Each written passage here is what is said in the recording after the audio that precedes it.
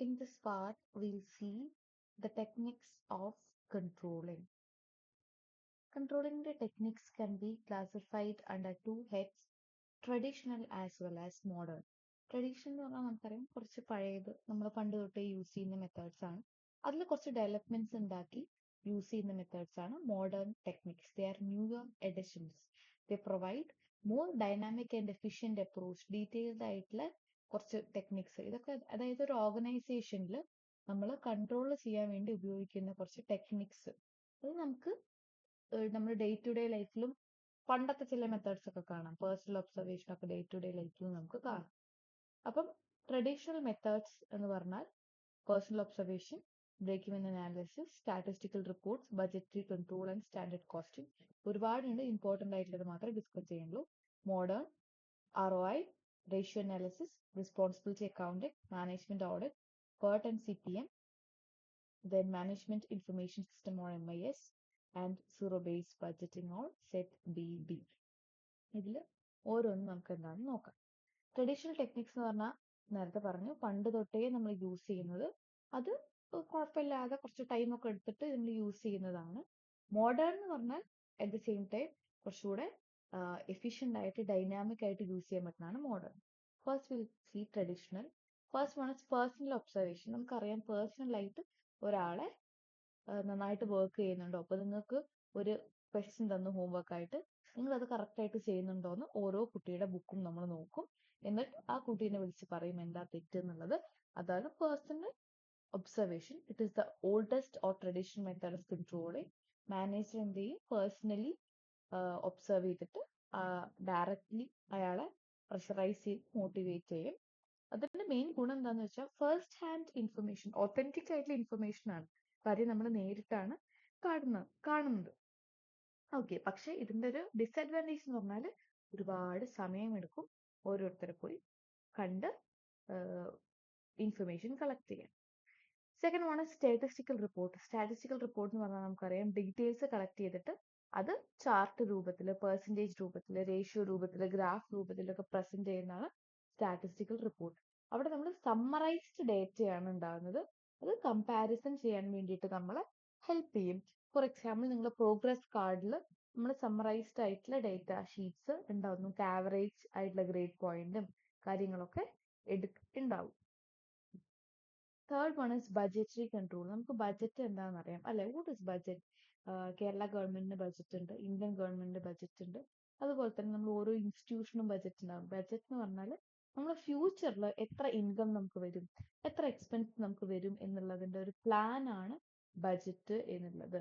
So budgetary control covers the planning of essential operations followed by its comparison. അതായത് നമ്മൾ already ഒരു plan ഉണ്ടാക്കുമല്ലോ, എത്രയാണ് വരവ് എത്രയാണ് ചെലവ് എന്നുള്ളത് പ്ലാൻ ഉണ്ടാക്കും.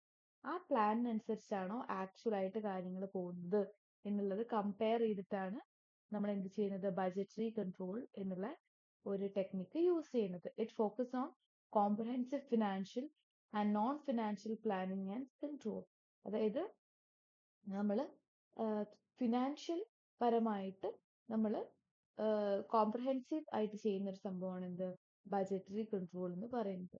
ഇത് കോസ്റ്റ് മാനേജ്മെന്റ്, അതായത് നമ്മൾ പ്ലാൻ ചെയ്ത കോസ്റ്റ് ആണോ ഇപ്പോഴത്തെ കോസ്റ്റ് ആണോ വലുത് ചെറുത് എന്നൊക്കെ നോക്കിയിട്ട് കോസ്റ്റ് മാനേജ്മെന്റിനും റിസോഴ്സ് അലോക്കേഷൻ, ഏത് റിസോഴ്സിന് നമ്മൾ എത്ര പൈസ, ഫോർ എക്സാമ്പിൾ ഒരു ഓർഗനൈസേഷന്റെ കുറച്ച് CCTVs വാങ്ങിക്കാനാണെങ്കിൽ എത്ര പൈസ അലോക്കേറ്റ് ചെയ്യണം, ഇനി ഫ്യൂച്ചറിൽ അത് എത്ര കുറയ്ക്കണം എന്നുള്ളതൊക്കെ കണ്ടുപിടിക്കാൻ വേണ്ടിയിട്ട് this method helps. Fourth one is break even analysis. Break even എന്ന് പറഞ്ഞാൽ it is a point where there is no profit and no loss. Equal to എന്ന് പറയുന്ന ഒരു പോയിന്റിനെയാണ് നമ്മൾ, ഈക്വൽ എന്നുള്ള ഒരു പോയിന്റിനെയാണ് നമ്മൾ ബ്രേക്ക് ഈവൻ എന്ന് പറയുന്നത്. No profit no loss. Technique use ചെയ്യുന്നത് എന്തിനാന്ന് വെച്ചാൽ it helps to study the relationship between cost, volume and profit. അതായത് ഒരു കമ്പനിയുടെ ചെലവ് അത് എത്രത്തോളം എമൗണ്ട് ഓഫ് പ്രൊഡക്റ്റ് സെല് ചെയ്തു, എത്രയാണ് അതിന്റെ പ്രോഫിറ്റ്, ഇത് മൂന്നും തമ്മിലുള്ള റിലേഷൻഷിപ്പ്. ഫോർ എക്സാമ്പിൾ നമ്മളൊരു ജ്വല്ലറി കമ്പനി എടുക്കാം. ആ കമ്പനിക്ക് ഓരോ ജ്വല്ലറി ഉണ്ടാക്കേണ്ട പൈസ എത്രയാണ്, എത്ര ജ്വല്ലറി വിറ്റുപോയി, ആ ജ്വല്ലറിയിൽ നിന്ന് കിട്ടിയ പ്രോഫിറ്റ്, ഇത് മൂന്നും തമ്മിലുള്ള റിലേഷൻഷിപ്പ് കണ്ടുപിടിക്കാനുള്ളതാണ് ഈ break even analysis. it determines the break-even point. എന്താണ് break-even point? It is a point where total revenue equal to total cost. അതായത് പ്രോഫിറ്റും ലോസും ഇല്ലാത്തതാണ് break-even point. And ഈ അനാലിസിസിലൂടെ it predicts the profit and loss in response to changes in output. അതായത് എത്രത്തോളം jewellery വിറ്റാലാണ് എത്രത്തോളം profit കിട്ടുന്നുണ്ട്. ഇപ്പൊ നമ്മളിപ്പോ കുറച്ച് അല്ലെങ്കിൽ നമ്മളിപ്പോ ഒരു ഹോട്ടൽ എടുക്കാം, ഒരുപാട് ഭക്ഷണ സാധനങ്ങൾ വിറ്റാൽ നമുക്ക് എത്രത്തോളം പ്രോഫിറ്റ് ഉണ്ടാവും, അല്ലെങ്കിൽ കുറച്ച് ഭക്ഷണ സാധനം വിറ്റാൽ നമുക്ക് പ്രോഫിറ്റ് കുറയൂ എന്നുള്ളത് ചെക്ക് ചെയ്യേണ്ടതാണ് ഈ method. It's a point where cost price equals selling price. രണ്ടും നോ പ്രോഫിറ്റ് നോ ലോസ് ആണ് ബ്രേക്ക് ഈവൻ. അതായത് നമ്മളെ ഉണ്ടാക്കാൻ ചെലവ് പിന്നെ അതുപോലെ തന്നെ സെല്ലിംഗ് പ്രൈസും ഈക്വൽ ആവുന്നതാണ് break even point. It focus on cost control, pricing decision and determine sales volume target. അതായത് നമുക്ക് കോസ്റ്റ് ചെലവ് കൺട്രോൾ ചെയ്യാനും എത്രയാണ് പ്രൈസ് വെക്കേണ്ടത്. നമുക്കറിയാം, നമ്മൾ ഒരു എന്താ പറയാ, ഒരു കമ്മൽ ഉണ്ടാക്കി, ആ കമ്മൽ ഉണ്ടാക്കാനുള്ള കോസ്റ്റ് 10 രൂപയാണ്. യൂഷ്വലി നമ്മൾ 10 രൂപയ്ക്കല്ല വിൽക്കുക, ഒരു 12 രൂപയ്ക്കൊക്കെ വിൽക്കും, 2 രൂപ 3 രൂപയോ പ്രോഫിറ്റ് എടുക്കും. അപ്പൊ എത്രത്തോളം പ്രൈസ് വെക്കണം, അതുപോലെ തന്നെ എത്ര ആൾക്കാർക്ക് സെല്ല് ചെയ്താലാണ് നമുക്ക് നല്ല ലാഭം കിട്ടുക എന്നുള്ളതൊക്കെ ഡിറ്റർമിൻ ചെയ്യുന്നതാണ് ബ്രേക്ക് ഈവൻ അനാലിസിസ്.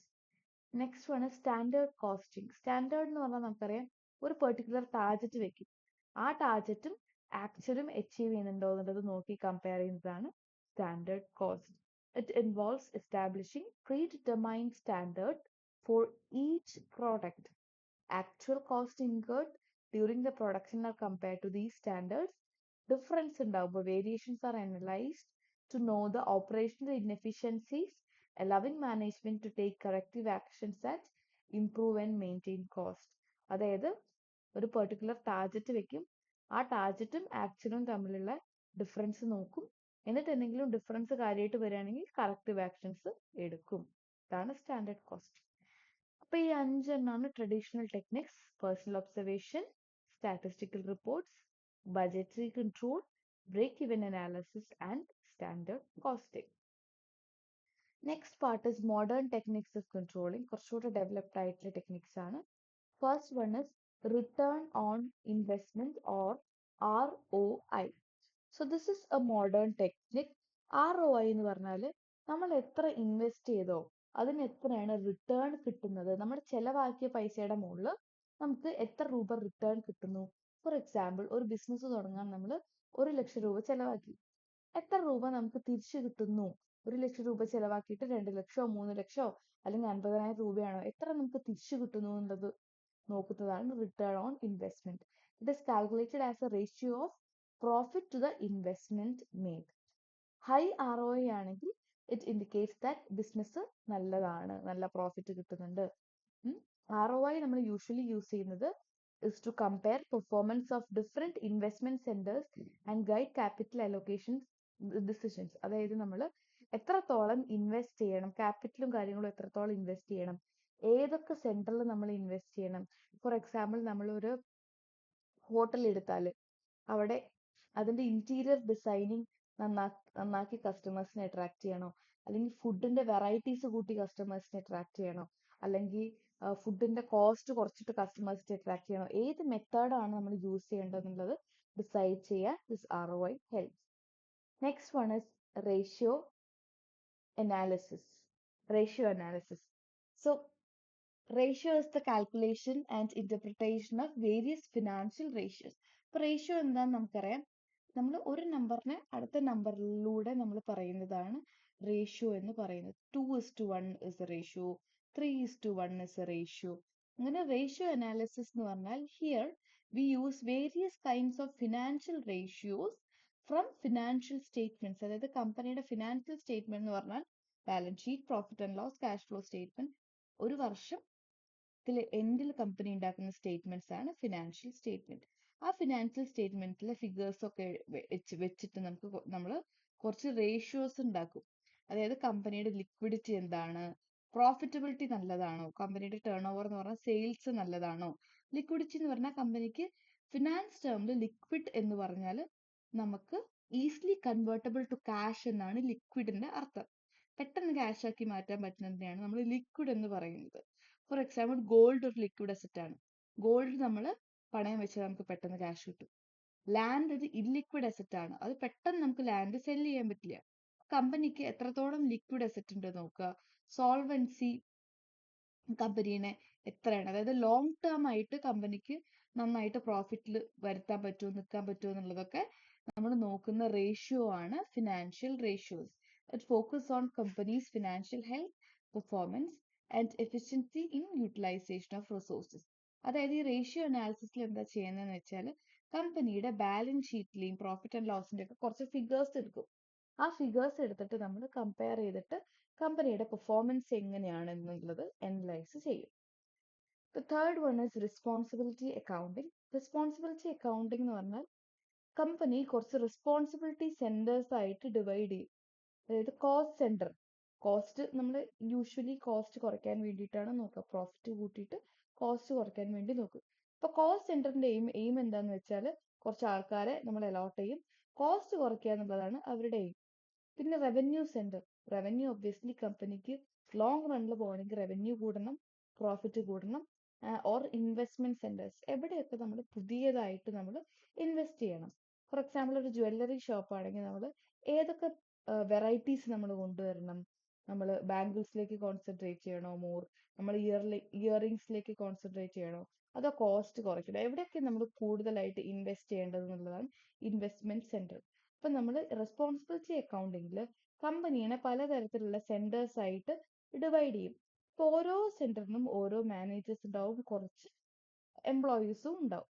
അപ്പൊ ഓരോ സെന്ററും സ്പെഷ്യലൈസ്ഡ് ആയിരിക്കും. കോസ്റ്റ് സെന്റർ എന്ന് പറഞ്ഞാൽ കോസ്റ്റ് കുറയ്ക്കാൻ നോക്കും, പ്രോഫിറ്റ് സെന്റർ എന്ന് പറഞ്ഞാൽ പ്രോഫിറ്റ് കൂട്ടാൻ നോക്കും. അങ്ങനെ ഓരോ സെന്റേഴ്സും സ്പെഷ്യലൈസ്ഡ് ആയിട്ട് കാര്യങ്ങൾ ചെയ്യും.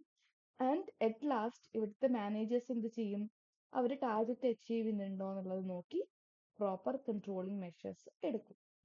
This is about responsibility accounting. Next one is management audit. This is a systematic and independent appraisal of the performance of organization.